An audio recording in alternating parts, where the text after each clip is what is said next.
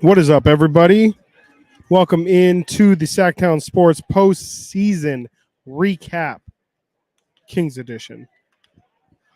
Please let me know. I've tried my best to get a good setup here, but honestly, space is pretty limited as this series continues to go further and further along. I've noticed more and more media members have definitely shown up, and with that, means that there's limited real estate to do these things.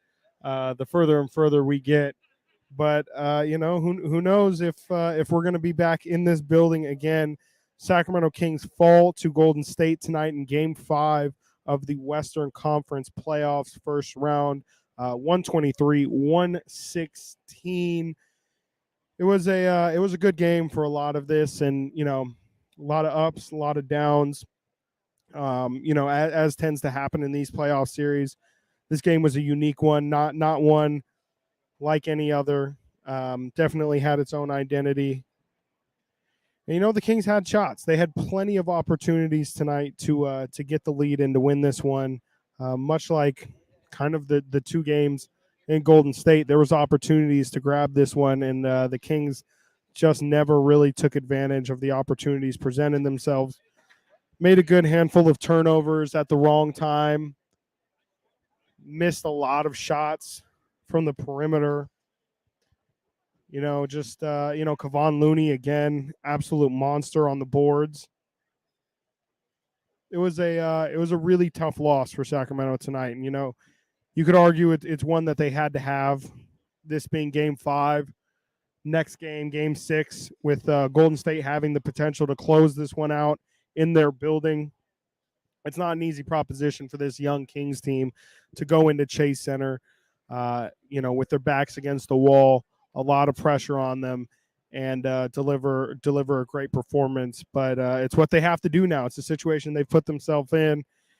They now have to win back-to-back games, one at Chase Center, and then if they're lucky enough to get another one here at Golden One Center on Sunday, it'll be an incredible game. This has been a great series. Every single game has again had its own unique story, but all of them, with the exception of maybe Game 3, have all been really, really good games to watch, really entertaining, and this is the best series by far, and it's not even close. Please let me know. I know I see these lights right here again. The space is kind of limited at the moment, so maybe I can move in like 5 or 10 minutes. But if this is too distracting, go ahead and let me know in the comments. Put your thoughts as well in the comments just on tonight's game. I'm seeing a lot of people talking about the referees. The referees are always going to be a story in playoff games. Every decision is going to be put under a microscope.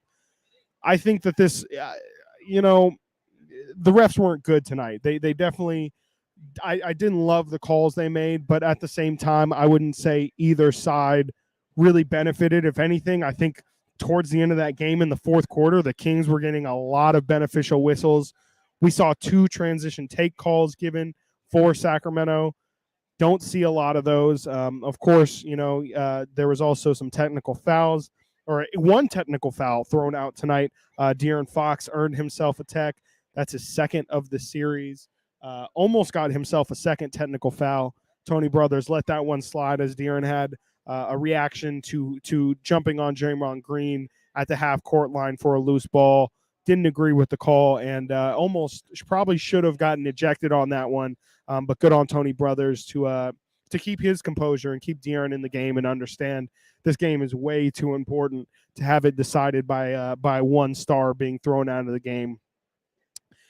Just to go off the pregame storylines that I have written down here. First things first, how did De'Aaron Fox look with his finger? To start this game, he didn't miss a beat. I mean, you wouldn't be able to tell that he had anything wrong with him.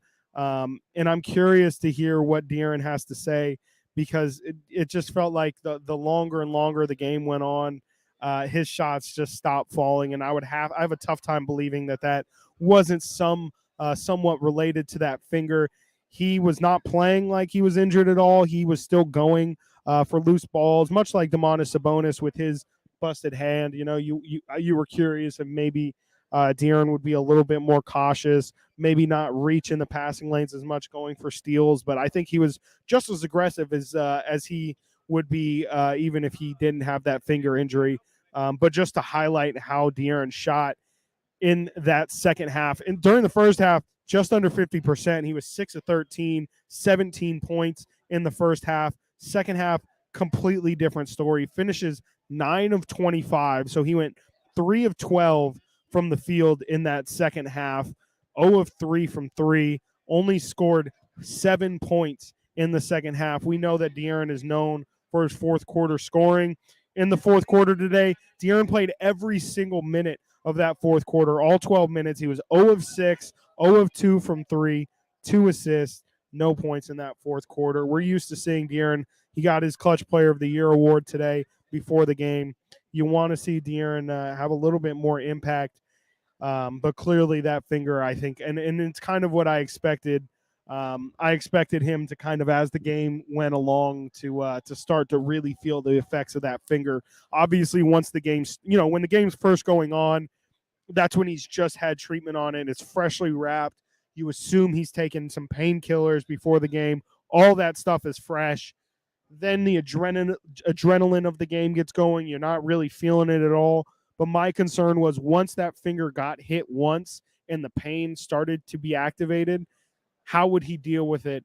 And, again, I'm really curious to hear what he had to say. If I had to guess, he's not going to put much blame on that finger. He's going to just say he missed shots. But I have a tough time believing that De'Aaron, again, going 3 of 12 in that second half, had nothing to do with his finger. It's just, we've seen De'Aaron step up in the second half so many times this year. I just can't see him performing that poorly for no reason. I will say in the second half, Malik Monk stepped up big. This is kind of what you expect when you have Malik Monk on your team. Again, you live with the highs because the highs are really high, but the lows sometimes can be really, really low. I thought Malik made some really weird decisions down the stretch. A couple times he drove the lane, just looking for fouls, not really trying to make the basket, which is something Mike Brown talked about at the end of last game in his post-game presser. Malik did that a couple times, turned it over again at some really inopportune times, back-to-back turnovers for the Kings in the final 4 minutes right after they called the timeout. De'Aaron had a turnover, and Davion also just threw the ball away in the corner. Can't have those mistakes down the stretch. And you saw down the stretch, Golden State executed flawlessly. They are an incredibly experienced team. That's absolutely what Clay and Steph do. At some point in this series, you would have hoped that the Kings would have realized that they're going against Stephen Curry, Klay Thompson, the two best shooters of this generation, the best backcourt shooters that we've ever seen. Those guys combined for, let's see here, quick math puts me at 56 points. Klay had 5 threes. Steph was actually only 2 of 10 from downtown, but was really doing a good job of getting inside the paint. He hit so many tough layups today. I mean, you got to give that man credit. He's an incredible shooter, but has also figured out how to use his elite touch around the rim, just with some of the craziest, sweetest, smoothest finishes you'll ever see. On the Warriors side as well, huge shout out Kevon Looney, who just continues to be an absolute monster. Not as much defensive stuff from Kevon Looney tonight. We've seen him really give Domantas Sabonis trouble. Sabonis was able to get a little bit more loose tonight, but Looney still just this is getting ridiculous, ladies and gentlemen. 22 rebounds, 7 assists for Kevon Looney tonight. 7 offensive rebounds. Shout out GP2, Gary Payton II, who also had 4 offensive rebounds. That's completely unacceptable for Sacramento. And that's I'm sure Mike Brown's going to point to that as a big reason why they lost tonight. I mean, there was sometimes 2 or 3 times I can think of specifically where Gary Payton was completely unchecked and just got some easy putbacks. And, those are killers. Those are real killers against Golden State. When you get the opportunity to finally make a stop against these guys, you have to get the defensive rebound and end the possession, because if you're going to give these guys multiple bites at the apple, eventually they're going to hit a shot. And the way these guys play, they're going to hit a 3, and that's just such a huge momentum swing every single time. And, Golden State, I thought Jordan Poole didn't play well today. He's really, really sloppy. Again, kind of like Malik, where you have to live with the bad to get the good. But pretty much everybody else who stepped in tonight for Golden State, not a great game from Dante DiVincenzo. But I just thought a terrific game from Draymond Green, who came off the bench again tonight. He had 21 points after missing 7 layups. Yes, layups in game 4. Comes out tonight, 8 of 10 from the field. He knocked down a couple knocked down one triple from the corner. I think he might have hit another one, but his foot was on the line. Draymond also got to the line 8 times. So, I know I see a lot of people talking about the referees. I'm sorry. I don't think that's the reason why the Kings lost tonight. I think, again, referees are always going to have their piece in every single game, especially these big playoff games. The calls are always going to seem like they're underneath the microscope. And, I don't think that that's the reason why the Kings got the loss tonight. And I just don't feel like that should be the main talking point. I don't think the referees did a great job tonight. But by no means would I say that the calls were uneven or anything. Let me even look at the free throw attempts here. Free throw attempts, Golden State finished with 19 free throws. Sacramento finished with 26. Total fouls called, let's see here. Personal fouls, Kings had 18. Golden State had 24. The numbers say that the Sacramento Kings, the numbers say the Sacramento Kings got the benefit of the whistle. So, you might have not liked individual calls, but there was a lot of things. Golden State had a lot of their main guys in foul trouble. I mean, Klay Thompson, 5 fouls. Andrew Wiggins, 5 fouls. Kevon Looney had 4. Draymond had 4.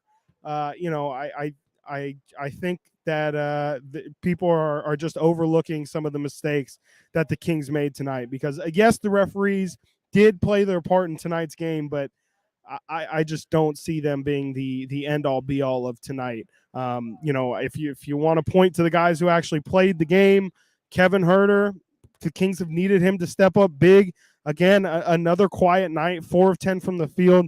It was nice to see him knock down a triple. He finishes with 19 points. Keegan Murray tonight, ladies and gentlemen, incredible start. 4 of 5 from the field in that first quarter. Didn't take another shot. Not a single field goal attempt until the last second of tonight's ball game. You can't have that. Harrison Barnes through one half tonight. The first half, if you look at Harrison Barnes' stats, 0 points, 0 of 2 from the field, 0 of 2 from 3, 1 rebound, 1 assist. That's not good enough. That's not good enough. The Kings needed other guys to step up tonight, and thank God Malik had the second half he did. Domas, I thought, was a steady contributor throughout tonight. Still not seeing an all-star, superstar level performance out of Domantas Sabonis. I'm sorry, but I'm blaming tonight's loss on the guys who were on the floor. I thought they played okay. We've seen them play worse, game 3. But they left a lot of things out there tonight. They absolutely could have performed better, and it's nobody else's fault but their own that they didn't get the result. Sorry, I know it's not what people want to hear, but that's how it is. That's how it is, man. That was a tough one. It was definitely a great game. That's really it's not all you can ask for, but as just someone who loves basketball and loves watching these games, regardless of whether or not the Kings are in it or not, this has been a fantastic series. Every single one of these, again, maybe with the exception of game 3, which was just an ugly game all around, but all of these games have been incredibly fun. This series has been incredibly even. Even this game tonight, Golden State had the upper hand for most of this. The Kings clawed back at the end and managed to make this one a close one. As just a pure spectator, watcher, this has been an incredible series and a really fun one to cover, and it's not over. Most importantly, it is not over. I know a lot of people want to say it's over. Oh, no, Sacramento doesn't have Game 6 at home. They got to travel the road and go to Chase Center. It's not going to be easy. It is not going to be easy, but it's not impossible. I thought, if anything, I took away from Game 4 that the Kings are comfortable at Chase Center. You kind of saw that again tonight. You saw an example of that here. I didn't think Golden State, this crowd, I will say, I thought this was going to be up to game one levels where the energy was there from the start, bringing these guys back home.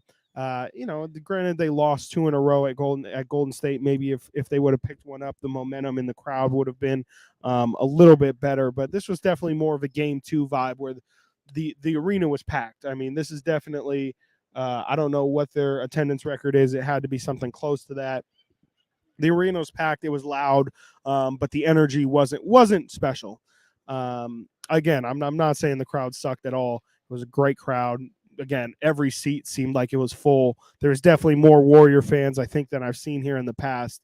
But it was it was a fun game. It was a really fun environment to be in, but I didn't think Golden State came out really concerned about the crowd much at all. And I hope to see Sacramento bring that same mindset into game 6 because they're going to have to. As the inexperienced team, quote unquote, that they are, they're going to have to not let the crowd be a factor at Chase Center. And you know what? I will, not to make it all doom and gloom tonight. I thought the Kings did a fantastic job of getting out to a great start. It was a big fear of mine. It was a big fear of mine to see the crowd tonight just never get a chance to get into it. I was afraid that maybe, Golden State would get off to a quick start, take the crowd out of it, and, the Kings would have to play the crowd into the game. That wasn't the case. Kings got off to a great start.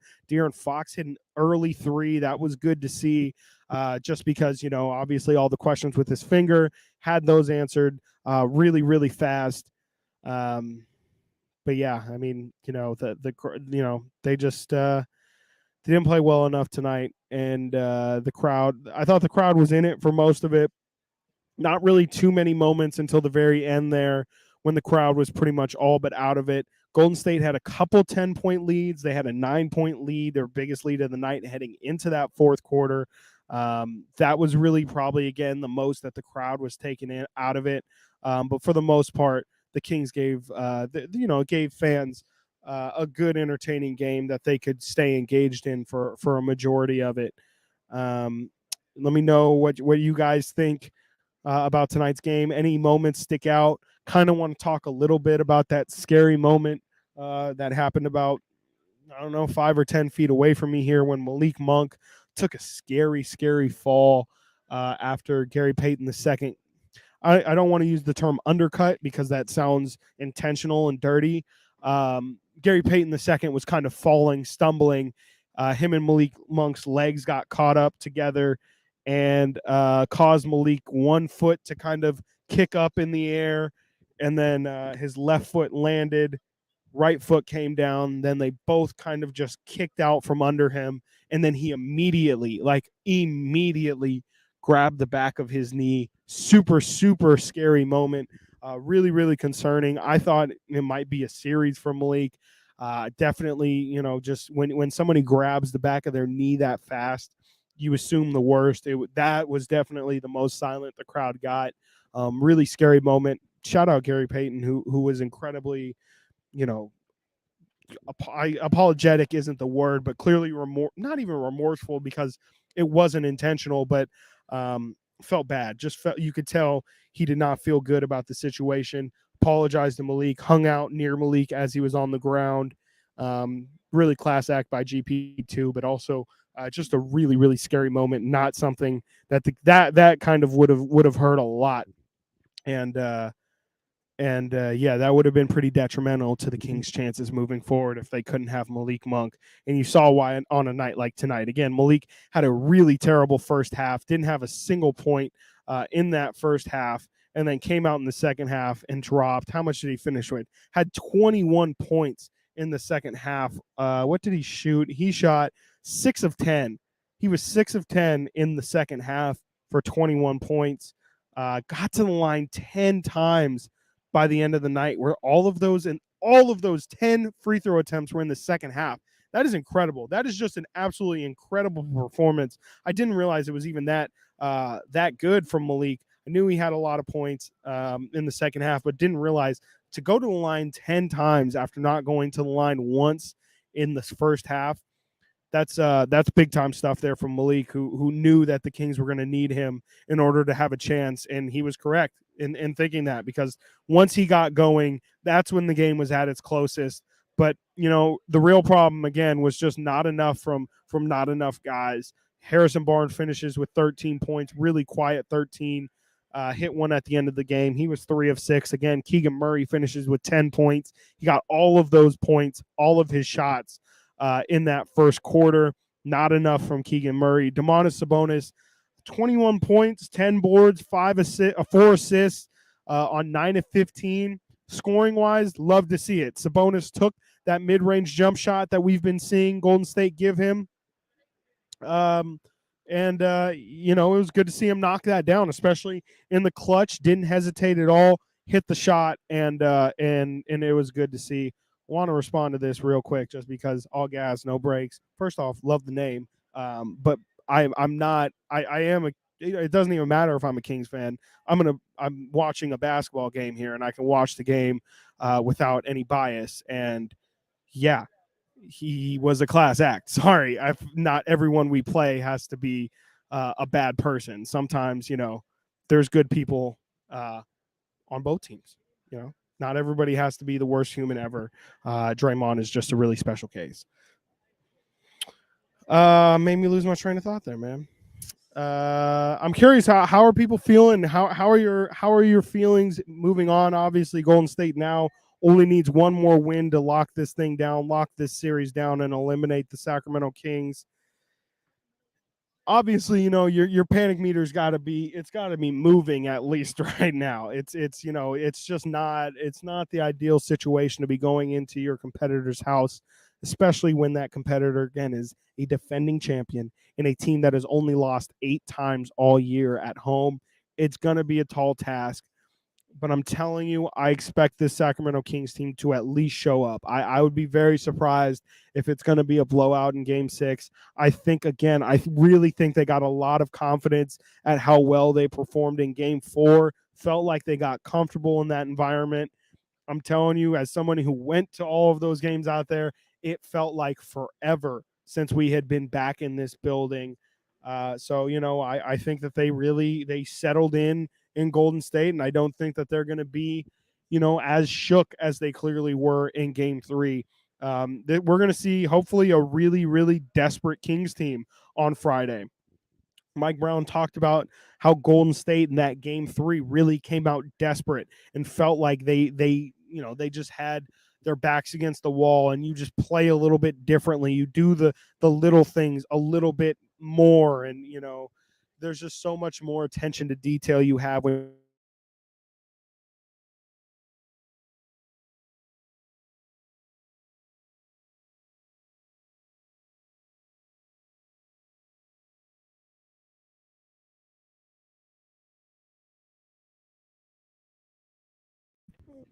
sorry, my mic cut out there. I feel like this game was up for grabs a couple different times tonight, and the Kings just never could take advantage and could never get enough stops, and or their shots too. Their shots went cold at very inopportune moments.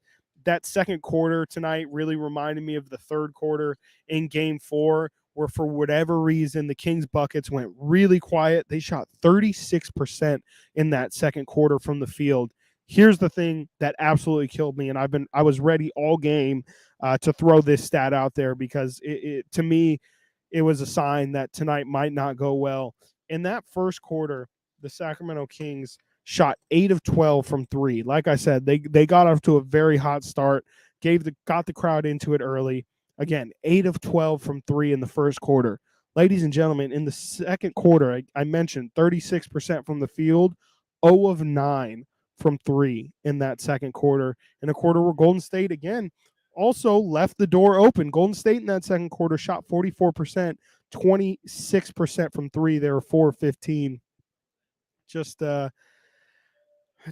missed opportunity, and I'm sure they're going to look back at this as just that, as an opportunity that they shouldn't have squandered. And I think that this is definitely a learning experience for this team, hopefully moving forward, that when you're at home in the playoffs, you have to take care of business. And this will probably just really drill it home if the Kings end up losing in 6. You just can't. You have to be perfect, and you can't let your foot off the gas at all like they did in Game 3. And that's why we're in this situation. The Kings were up 2-0 in this series. They've now lost 3 straight. They've got no one else to blame but themselves. Kings haven't lost 4 straight, I think, all season long. So that'll be interesting to see if they can bounce back from this little slide right now. But again, just a really, really disappointing loss. But again, I'm not going to let this damper my thoughts on the season, as this has been a really, really fun year. And we can't forget about that. If this is the last time that we're all in this building this season, it's been a really, really, that's true. There you go. Thank you. Thank you. What is this? I'm sorry, I can't say your name. iPodicus. I don't know what that is. We did start 0-4, and we did end 0-4. I did see that. I remember looking last night actually at that. Started 0-4, and then the last 4 games of the year ended 0-4. So, it'd be a real tough way to also end the season, the postseason, 0-4 as well. But they're all they can do is take this one game at a time, and just try and win Game 6 at this point. The series, again, it's not over. It's definitely going to be an uphill battle. Teams that win Game 5 of a 2-2 series go on to win 82% of the time. Odds are not in the Kings' favor, but they haven't been all season long. This has been a season that no one saw coming, and there's still time. The final whistle has not been blown yet. The Kings still are fighting for their season lives right now, and all they can do is bring all they got to Game 6 in Golden State. I believe I heard whispers that game is going to be a 5 p.m. tip-off on Friday, because Memphis and LA, now that series is going to the 6th game on Friday as well. I believe I heard that game, Memphis and LA, Game 6 is supposed to be at 7 p.m. And so Kings Warriors will tip off at 5 p.m. in San Francisco. That's an incredibly early tip-off. I've been talking to a couple Golden State people, and I've heard that that's a good thing for the Sacramento Kings, because we all know Bay Area traffic. We know how that goes. A lot of people don't show up until like 6:30, if even at all. So that early tip could be a big benefit for Sacramento. Again, it's not going to be easy just being in that building. The crowd is one part of it, but just when you're traveling, you're not at home. You're not as comfortable as you want to be. Kings need to treat it like a business trip and try and force a game set.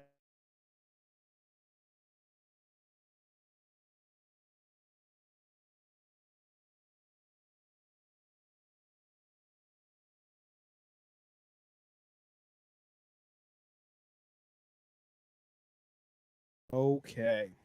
On that note, I think I'm going to wrap this up here and give my player of the game.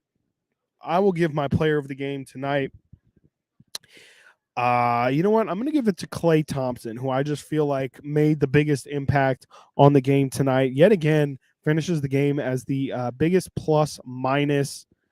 Plus 14 for Klay, 10 of 19 from the field, 5 of 11 from 3. And, we haven't seen Klay Thompson really erupt yet, but he has just been so consistently solid every single game this series. Knocked down if you rewatch those first 2 games back here in Sacramento, that fourth quarter, again, really quiet nights from Klay. But in the fourth quarter, when Golden State needs him to hit a triple, it's automatic. And to me, it was the most frustrating thing again tonight. Just, it felt like the Kings didn't, not that they didn't respect Klay and Steph. They definitely respect Steph's 3. But they have to understand that Klay Thompson is also a bad man from the perimeter and can hit some incredibly tough shots. You see how the intensity that they guard Steph Curry with. There's not that same level of intensity for Klay Thompson, and I think he deserves it with how he shot the ball this series. He's in my opinion just been a really, really quiet but consistent threat for Golden State all series long. Him and Andrew Wiggins have really been the two that if the Kings could slow those two down in some way, to me, that's the easiest recipe for success. At this point, we've seen Steph Curry is just going to be Steph Curry. Not much you can do about that. Davion Mitchell's doing a terrific job making his life difficult, but Klay Thompson, Andrew Wiggins, to me, have been the two guys that if when they're going offensively, it feels like that's when Sacramento is really really struggling, and that's when they're at their worst. Draymond Green tonight, though, he definitely deserves a shout out. I know people don't want to hear it. He came out tonight and he balled out 21 points, 8 of 10 from the field, 7 assists for Draymond, 4 fouls as well. Got a couple rises out of the crowd a couple different times. Didn't quite get the Marvin Bagley treatment that I was expecting. I was expecting Draymond tonight to get booed heavily every time he touched the ball. I was expecting it to be incredibly loud when he did touch the ball, and he definitely got his share of his sprinkling of boos, but it didn't really feel like there was enough vitriol or real anger directed towards Draymond like there was at Sabonis those 2 games in Golden State. Maybe it's because the stomp happened 9 or 10 days ago at this point, so it wasn't as fresh, but did one. Yes, I completely agree. It's a trap. Kings fans didn't boo Draymond enough, because I really think that my co-host for the week, Kyle Madsen, was kind of talking about how the crowd could have gotten in Draymond's head if they really would have laid into him and made him feel the pressure of this game, in a real hostile environment. Draymond feeds into that. We've seen him already talk with fans and try and get a rise out of fans. Not again. I'm not I'm not trying to blame fans here and say they didn't do enough or they didn't do their job or anything. But I thought that there was potential if the fans wanted to really get into Draymond's head, and we didn't see it. And shout out Draymond, not shout out Draymond, but good job by Draymond for keeping his head down and really performing well. Again, he missed seven layups in game 4, so he definitely felt like he needed to step up tonight, and he did. Again, Golden State gets the result. They go up 3-2 in this round 1 series, 123-116, taking down the Sacramento Kings. We now head back to Chase Center for game 6 in Golden State on Friday. Again, I'm hearing a 5 o'clock tip. Unconfirmed, not officially confirmed, but sources are telling me it's going to be a 5 o'clock tip. So adjust accordingly, try and take off work early on a Friday. And again, if the Kings win on Friday, can extend this to 7 games, we'll be right back here in Golden One Center on Sunday.